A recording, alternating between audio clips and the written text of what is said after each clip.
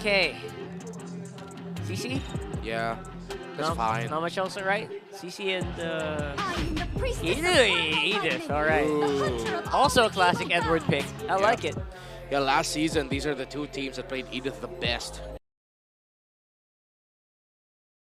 Started right away. It's Onic Philippines versus Aurora.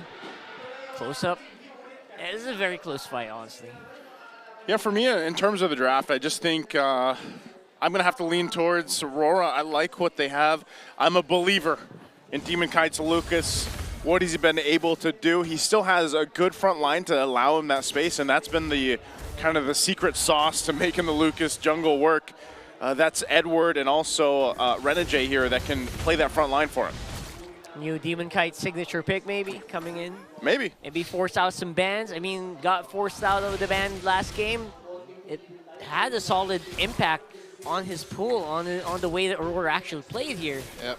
Similar to, I believe it was Kirk in game number 1. Now this time it's Edward picking the pull yourself together for the Edith so that they can get the quicker access onto the flicker. That's going to be a big tool for making sure the Ediths can survive or even set up. Keller aggressive in lane now, going to get taunted and pressured. But it's been Domikite who's getting the brunt of damage from Keldra. There it is. King Kong diving out. Yue in trouble here. Wow, Yue. Oh, he is taking a little bit of damage. It's going to be fine. Had to pop the Purify and the regen too. He will survive. He'll get back to base, and that's always the threat. Having the Suyo on the field right now. So Onic looking to take control early on. Yep, look at that. The rest of Onic members look like they're out for blood. Camping out on all these bushes, stopping him from going out of their jungle. Okay, Turtle's up. Trying to get in position. Still some level 4s have to come online here. They're not going to have them Brusco and Renegade both. So they might just give this one up. King Kong will blitz it forward. The Unbreakable, though, already forced him back. Demon Kite's going to jump in. King Kong will get the turtle. And Demon Kite falls. Edward jumps in. He's able to hit and kill King Kong. So both junglers down. And now Renegade with Edward. Earthshatter on up. Yue trying to get here. Not level 4, though. Renegade could just get caught out by himself. Couldn't find Brusco. He wanted him, but Brusco survives with 1 health. All right, they actually kind of sacrificed quite a bit to make that post-turtle fight happen for them. You know what? Somehow, some way, it's Aurora. Sorry, it's Onic who's going to be coming out on top there. Yeah, great positioning there by Onic. A lot of the crowd control early on that they have, especially around the Farsa and the Tigreal. Messed up a little bit of the approach that Demon Kite wanted to start with. He entered, but then immediately walked into a bunch of, hey, why can't I move? Oh, look, I'm dead. I get bursted down by the Farsa. Yeah, Farsa, don't forget, has experienced a pretty solid buff in the previous patch. Also makes it so much safer to play with decreased move speed from Wings by Wings and solid damage overall. So, a very reliable mid laner now and adds a Super Friends can really affect how this early to mid game is turning out for Onic. Yeah, the early game window for Aurora is still quite open though. Yeah. Although Onic has closed it like halfway. One more win like that and that shuts it down completely. Kirk a little bit more confident now in lane, handling the Edith very well. Great.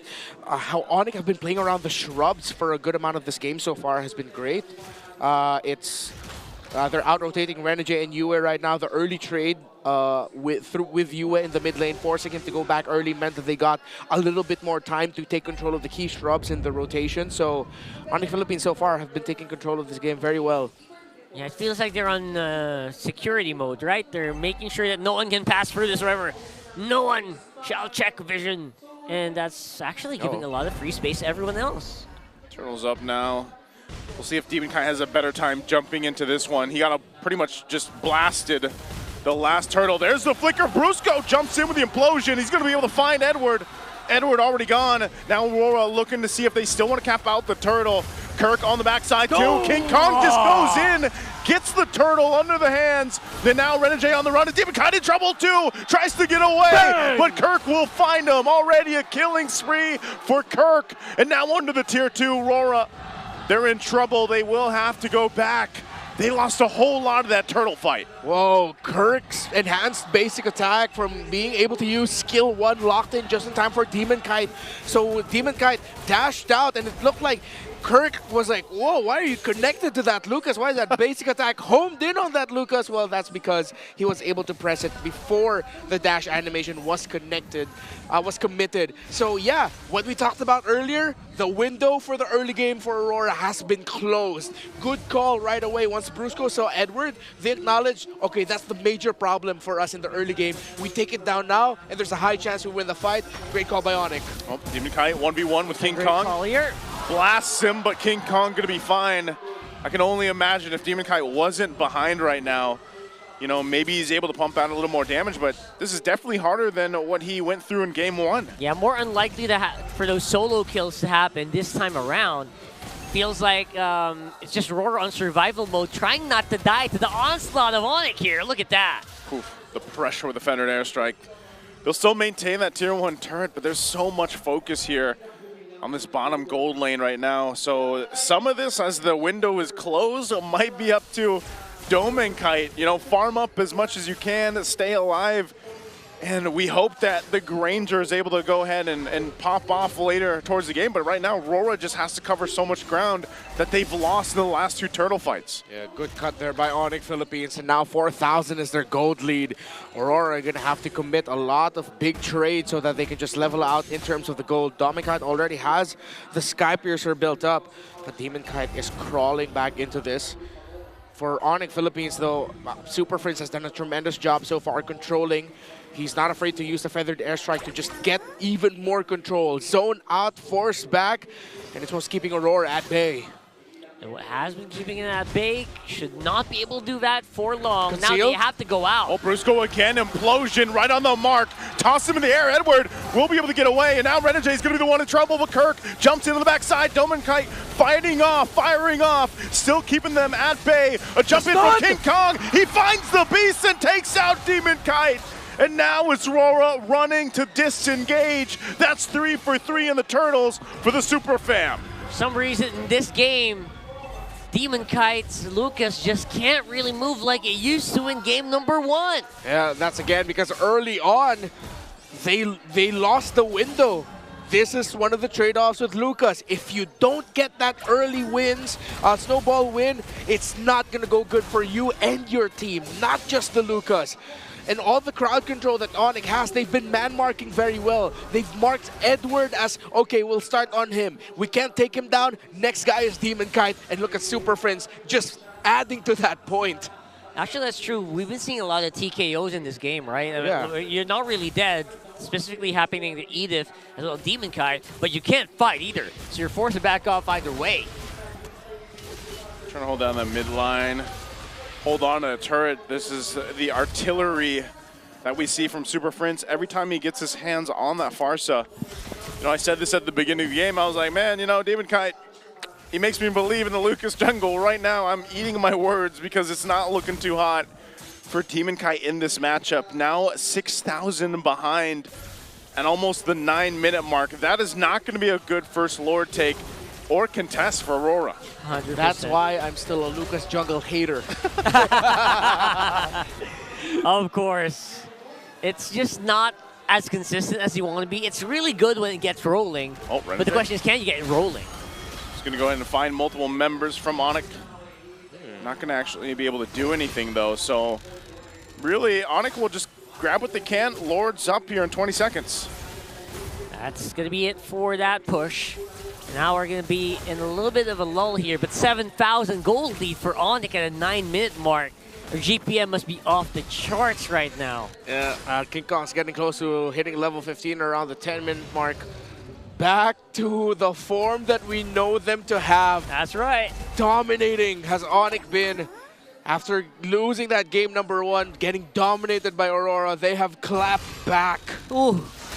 Look at that gap, 3,000 gold gap against the Lucas for King Kong. I don't think you're going to be able to really play, you know, right now, at least until you get 5 minutes more maybe on the Lucas, or you just hope you have an amazing base defense, as Lord is now secured so easily for King Kong and Onic Philippines. Yeah, they waited to take it. They let the 940 minion wave come out first. They want the Lord to come out at 10-10. They said, okay, we don't have the right position and timing just yet for the Lord to come out. This gives Onic a little bit more time to position around the map before the Lord comes out, and they will probably take down a lot of turrets on the side of Aurora. Dominkite only level 11, still only up to a Malefic Roar. Kelra level 12 just built up the Holy Crystal. 3 items already locked in. That's a lot of damage coming out from this Harith. King Kong level 15. Demonkite level 11, who just built up the War Axe. Yep, this is a Kelra that has been left in the kitchen, as they say in the Philippines. Left in the kitchen for far too long, and now that Harith is gonna hit like a tank. So he's been cooking. Is that why? Is that the same? Yeah, that's exactly it. He's probably been cooking and eating, and now he is fed. He is hungry for blood, not food anymore. Well, Lord making its way top side. Brusco? Shields are still there. Brusco, sneakily, with the conceal. He's not going to be able to do much with it. So right now, the shields up top go down. Tier 2 in the mid lane going to be the next focus. But Rora will have to brace themselves to see if Brusco actually forces a fight, holds on to a flicker. So now that the shields are gone, the next waves are going to be pushing in. They're going to be looking for an angle. Edward goes in, feathered airstrike, a jump in from Renegade, and he is deleted off of the map.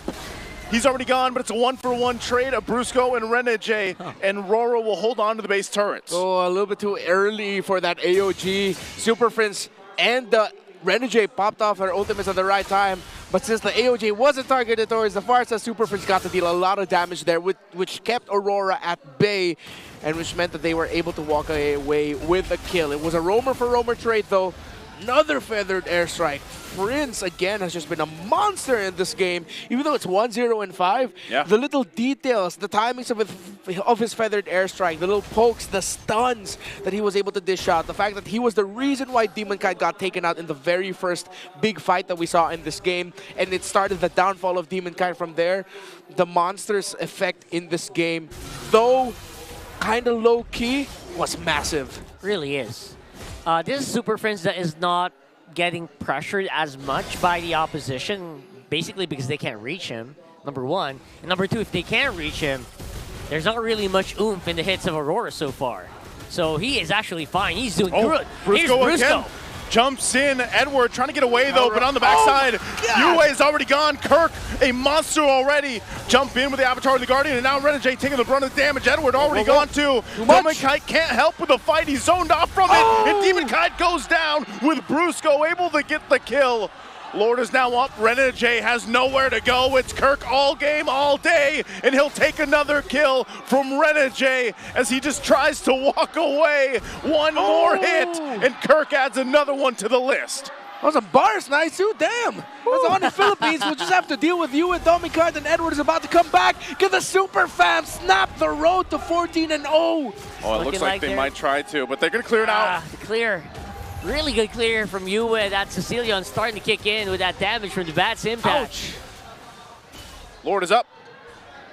King Kong, he's like, all right, guys. Do your thing. We got what we could. I'll go grab this Lord and get ready to march in. This Lord here could very well be that push in to end that win streak of Rora.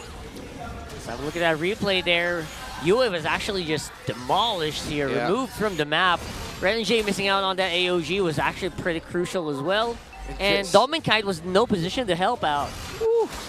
Kelra deciding to dash in, still got a shield, which is why Demonkite wasn't able to finish him off. Kirk, the sole reason as to why Dominkite was zoned out way too far from the other members of Aurora. Too much pressure from the Hilda. 5-0 and 2 for Kirk. They're waiting for that 14-10 mark, I guess? Yeah. Oh, no. They want to rush it. Yeah. They're just going to go for it now. Oh, wait, no. Oh. No. Okay, it was the 14-10 mark in the game. In the game. Right. This is different.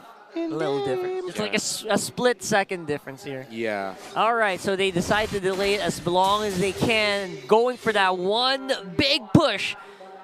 And these towers are not built and equipped for this kind of a push, especially with a big lead, 12K to 6K on our junglers. Oh my goodness. What a way to face down the streak right now. 14,000 gold behind at almost a 15-minute mark. Yep.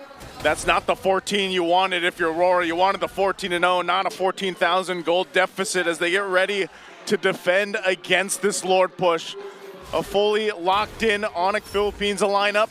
Conceal. Renegades already going to pop the conceal, holding them up in the front side. Demon Kite is in trouble from Kirk. They pull the Lord to the side. They're going to try to clear out the waves. Brusco jumps in and implosions. Super Prince is there too, laying down the artillery strikes, and Edward's going to be gone. Kelra firing off his own force. He'll be able to find Demon Kite, and he stays alive, and that's it.